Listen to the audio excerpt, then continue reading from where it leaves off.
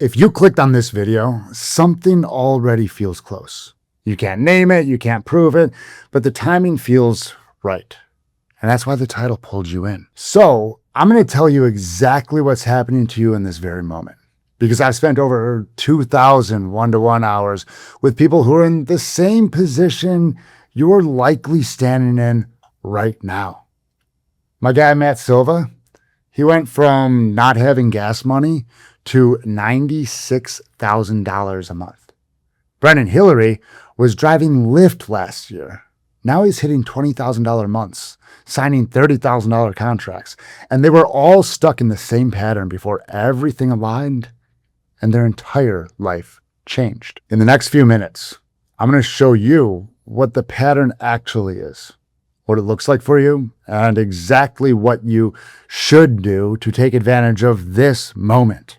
Now, before we get into anything else, I need to clear one thing up, because that is why you're stuck. You're focusing on the wrong problem. Or take out problem, put in opportunity. You're focusing on the wrong opportunity. Almost everybody who clicks a title like this is doing the same thing. They're reading the outside for signs. A number that keeps showing up. A conversation that feels like fate. A feeling that something out there is lining up for them. And I get it, because the timing does feel like that. However, the pattern I'm going to tell you about doesn't show up in the outside world.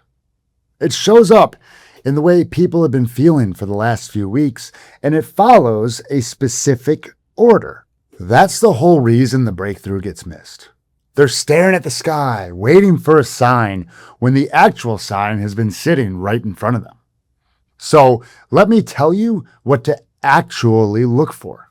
The first signal is the least obvious one, and it's the one almost nobody catches in themselves. So here's how that sign actually looks in real life. You catch yourself doing work just for the sake of it. You're filling the time, you're staying busy, and somewhere under all of that, even you know the payoff isn't coming the way it used to. You're not building toward anything, you're just moving so you don't have to sit still. And the thing that makes this so easy to miss is that from the outside, it looks like discipline. It looks like you're just working really hard, but you can feel that you're really just filling the hours with work. So you can feel like you're working when you could be using that time to actually live your life. If any part of that just resonated with you, maybe hit a little too close to home, that's your clear signal. And there's something that you need to do to keep yourself in check. Because the second you catch yourself doing this, I want you to stop. Look yourself in the mirror and ask one question. Think about the version of you from 5 years ago who wanted what you have. Wanted the success you've built. Would that guy operate the way you're operating right now? Most of the time, the answer will be a resounding no. And that no is important because it's the gap. It's the distance between who you set out to be and who the busyness has turned you into. But the first signal might be a coincidence. So here's another signal that your life is about to drastically change if you decide to listen to it. There's a way this second sign tends to go. First, you start having these thoughts somewhere in the back of your mind. And if you ignore them, they start to feel more and more obvious. And if you still choose to ignore this, eventually you get slapped across the back of the head. If you're watching this, you're probably still in that first stage. That little voice is telling you to live more intentionally. But signal 2 is when that voice becomes louder and louder. The suspicions you've been brushing off start getting confirmed for you. These start showing up as team members who fall out of alignment.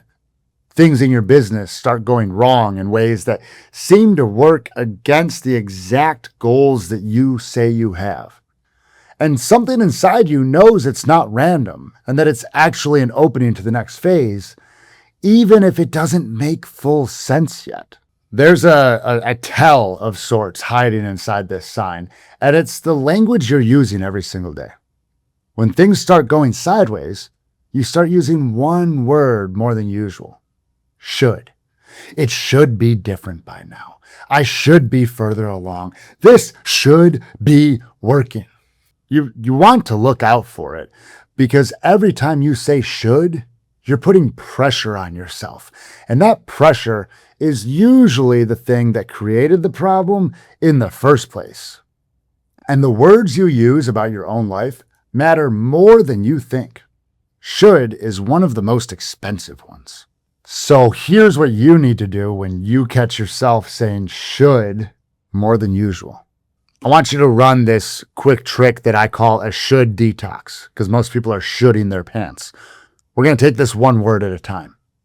Take the should in your should statement. I should focus more on ads and content, for example. Swap it for could. I could focus more on ads and content. You hear how that instantly feels lighter? There's a possibility in it now rather than the need to do it. Then take the could and swap it for can. I can focus more on ads and content. This is where you actually start to believe it. You're starting to see that you can. Then you want to put a because on the end of it. I can focus on ads and content because I have the time and I know how to do it. It almost doesn't matter what your reasoning is. There just has to be a reason for you to add because. Dr. Ellen Langer actually proved this with her copy machine study, which was done way back in the 1980s.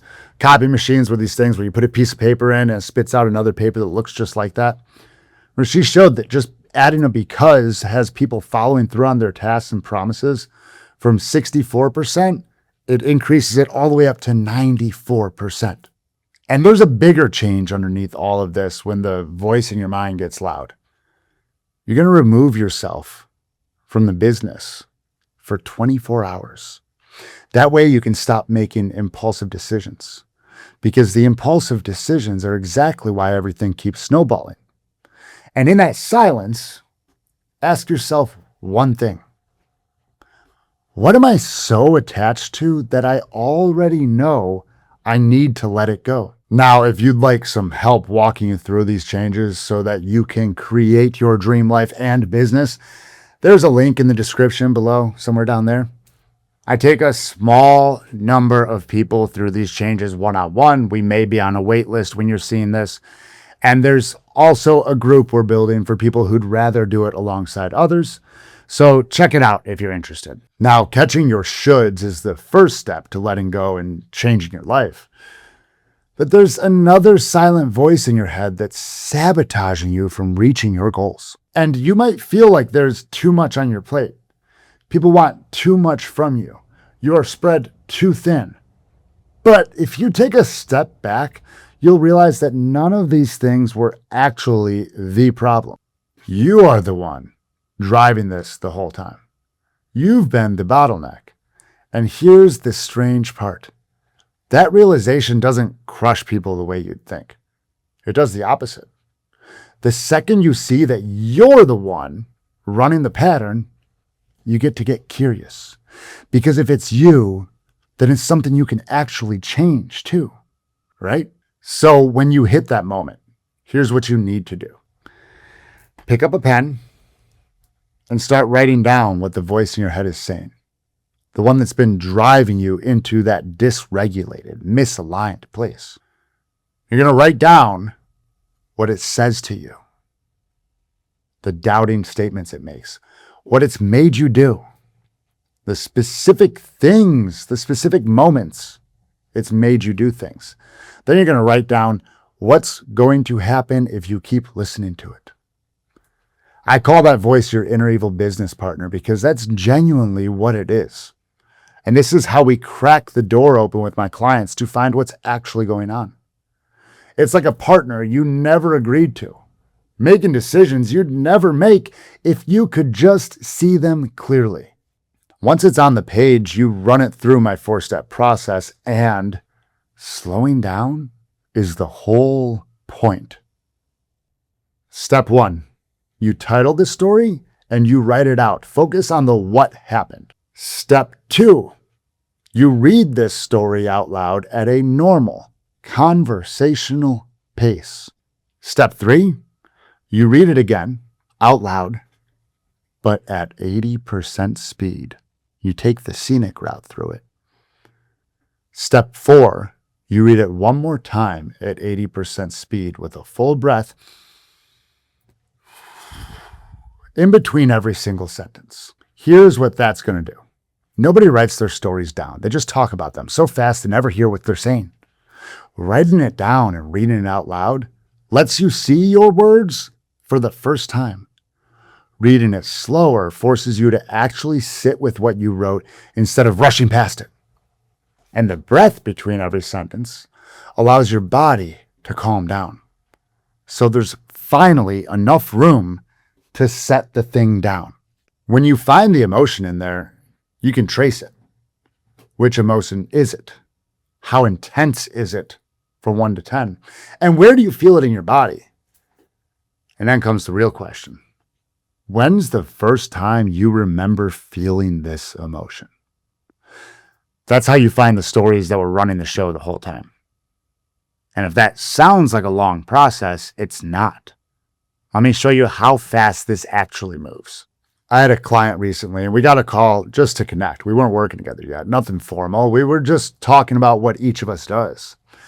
And they started telling me how even though they were growing, they felt burnt out, wondering if they would be able to sustain the growth. And that instantly told me that they were experiencing the first sign.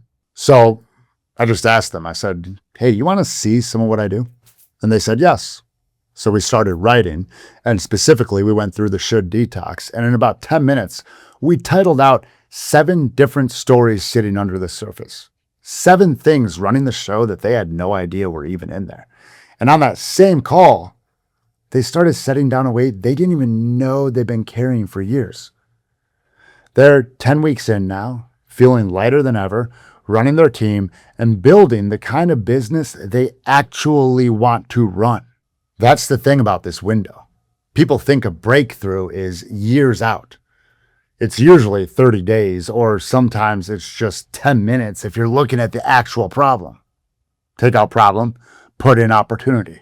So if anything in this video felt like it was describing you, that's not a coincidence. That's your first sign. And now you know what to do with it.